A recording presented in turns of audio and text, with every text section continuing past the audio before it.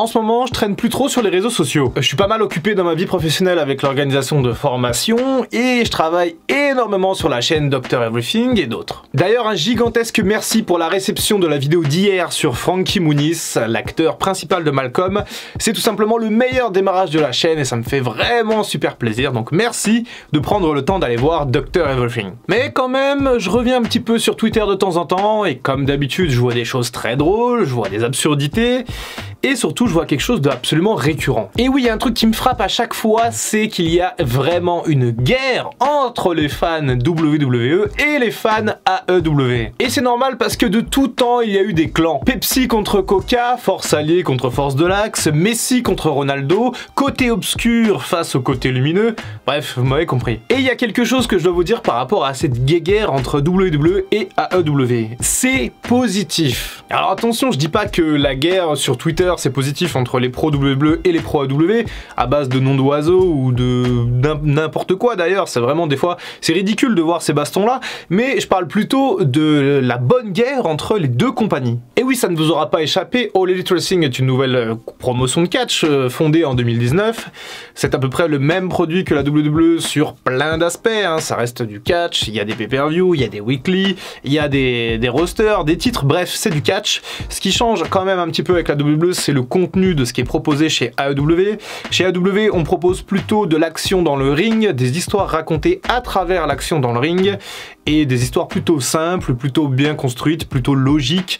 AEW aime faire plaisir aux fans, elle donne souvent aux fans ce qu'ils veulent, d'ailleurs on verra samedi, mais je pense que on peut tout à fait deviner le pinacle du main event de Full Gear, bref. Et de l'autre côté, la WWE c'est quand même le mastodonte, hein. Ils sont là depuis tellement longtemps, ils proposent du catch aussi bien entendu, mais plus orienté entertainment, ça y est j'arrive enfin à le dire, pas comme dans la dernière vidéo, et du coup, ce qu'on peut voir depuis plusieurs années, on part de plus en plus vers une WWE façon Netflix, avec des segments qui sont de plus en plus importants durant les weekly, il y a de moins en moins de catch, il y a de plus en plus de divertissement, du coup l'action dans le ring est un petit peu laissée de côté par rapport aux segments, par rapport au jeu d'acting, et ça ne plaît pas à tout le monde, notamment les anciens fans de catch, ceux qui aimaient la WWE il y a 10, 20 ans.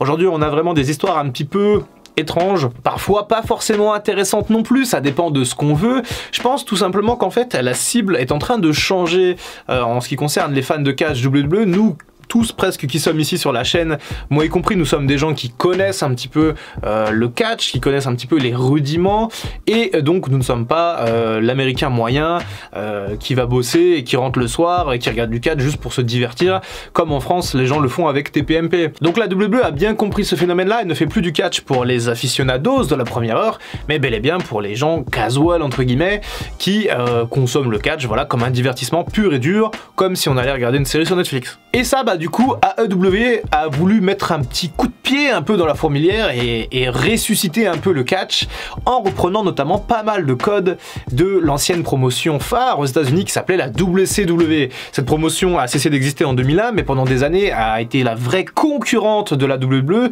sur plein d'aspects. Or à l'époque c'était assez différent parce que WWE et WCW faisaient un petit peu la même chose. Alors c'était différent quand même déjà à l'époque. WCW misait beaucoup sur le catch dans les années 80-90, le in-ring vraiment avec beaucoup de psychologie sur le terrain, et la WWE déjà partait plus dans le divertissement avec des Hogan, Savage et compagnie. Bref, en tout cas en 96 quand débutent un peu les Monday Night Wars, WWE et WCW sont sensiblement, ils font quasiment la même chose. WCW entame cette espèce de virage dans l'Attitude Era avec Hulk Hogan qui tourne heel en 96, et derrière la WWE réagit en intégrant l'Attitude Era avec l'émergence de Stone Cold, The Rock et compagnie. Et là où je veux en venir clairement, c'est qu'à cette époque-là, cette concurrence qui existait entre WCW et WWE était absolument bonne pour le business. Et oui, puisque quand comme ça deux mastodontes rentrent en collision, eh ben il y a une espèce d'excitation, une émulation qui se fait autour du catch, et les ratings n'ont jamais été aussi hauts dans l'histoire que quand c'était la guerre entre WWE et WCW. Et je vous fais le pari, bien entendu, on ne peut pas refaire l'histoire, on ne peut pas vraiment faire du chronique, quoique on pourrait peut-être sur cette chaîne ou Dr Everything, mais on pourrait faire tout à fait, on peut imaginer Internet qui est bien présent dans les foyers en 1990 et pas qui en est à ses débuts comme dans la réalité, et Twitter qui existe en 97, en 96, eh bien on aurait eu forcément la même chose. Et oui, on aurait eu des groupes de fans WCW et des groupes de fans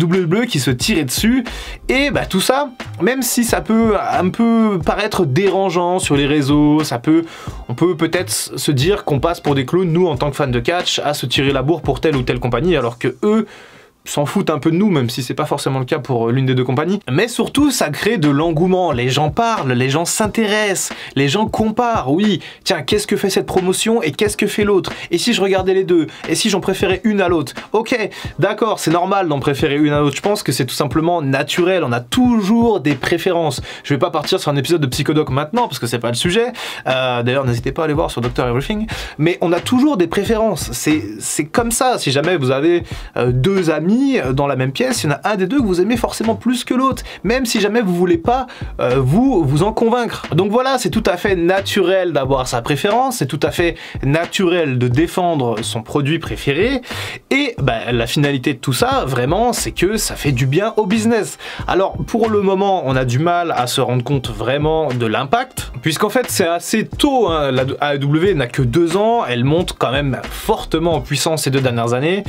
Il y a la crise Covid qui est passé par là et qui a mis un frein aux deux compagnies, hein. De ce côté-là, il n'y a vraiment pas eu de jaloux. Et bah là, maintenant, ça y est, on arrive dans la 3e année d'exploitation pour All Elite Wrestling, et c'est maintenant qu'on va voir vraiment ce qui va se passer.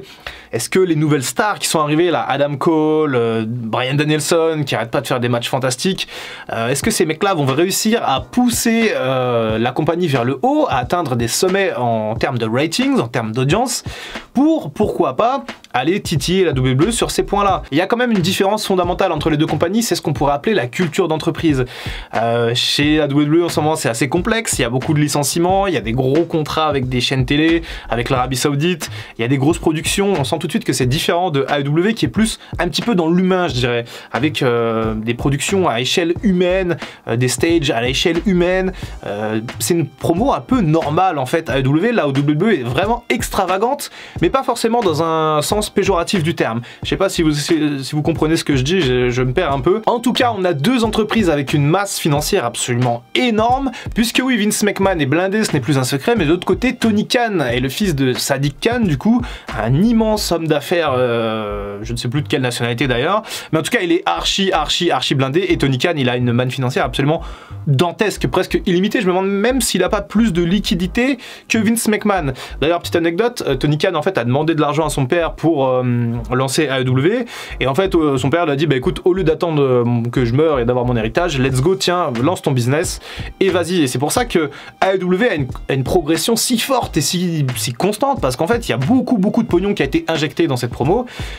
J'espère pour eux qu'ils auront beaucoup de retours sur investissement avec les années, parce que c'est facile, hein. C'est bien d'avoir un business, mais derrière il faut quand même rentabiliser, c'est comme tout. Mais de l'autre côté aussi, on a une version business assez différente avec WWE, comme je l'ai dit tout à l'heure, qui sont beaucoup dans les licenciements, et en fait on se demande s'ils vont pas tout simplement vendre la compagnie, parce qu'ils sont en train de dégraisser, ils ont de l'argent, hein, il y a le contrat saoudien, vraiment, ils reprennent les live events, et pourtant ils dégraissent, ils licencient, donc ça serait pas surprenant là dans les 3-4 ans de voir la WWE peut-être vendue à une compagnie comme Universal ou alors Disney, pourquoi pas. En tout cas, je suis pas sûr que Vince McMahon puisse vendre la WWE de son vivant, c'est quand même son joujou, son bébé, son joyau, mais peut-être une fois qu'il sera décédé et que ses parents et que ses enfants prendront la relève, peut-être que Shane et Stephanie voudront eux vendre et partir sur d'autres choses, et avec du fric plein les poches. Voilà les amis pour cette petite chronique sur la guerre entre AEW et WWE. Je suis parti un peu sur plein de sujets différents, j'essaye un peu de faire le tour.